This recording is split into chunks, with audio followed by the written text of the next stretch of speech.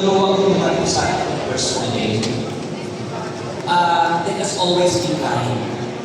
Pag alam nyo na makakasakit kayo sa kapwa, tahimik ka na tayo. Ang posisyon ninyo, sa dahilan yan, magre-retire kayo. Even judges, even justices, magre-retire kayo. Pero yung masama ninyo sa kapwa ninyo, iliin yan sa kapwa ninyo. It will remain forever. At sana mag-invest tayo more on being a good person sa kapwa empleyado natin. Okay? Let's be kind and be good. Thank you very much. Kiliman pa ako sa for questions. Salamat po. Thank you so much, Jose, for standing up for us. Thank you, Jose, for talking to the CJ and the justices for all of us.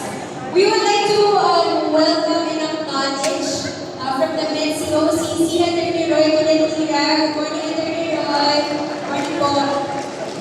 To give us also some words, Attorney Silva. Senator, will you like to give some words? Just say hi to them, Attorney. Attorney Carter is the Vice President for NCJR. Palakpakan po natin! Ang isang pinaka-medical. First of all, good morning po everyone. Congratulations po, napakaganda po ng inyong samahan dito sa Manila. Thank you very much. Napakaswerte niyo po ng dito po ating mga very supportive judges, ating pong EJ ng RTC judge, and EJ po natin yung NC. At syempre, ang pinaka-mong judge na nandito ngayon, Judge Alvin Owa. Ilan pa po, galing po sa goal.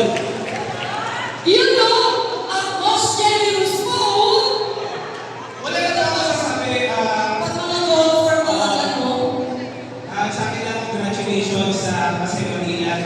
Thank you for inviting us. I wish everyone congratulations kay BPNT, kay President, at syempre kay Madam. Hindi kita kayo. Yun lang.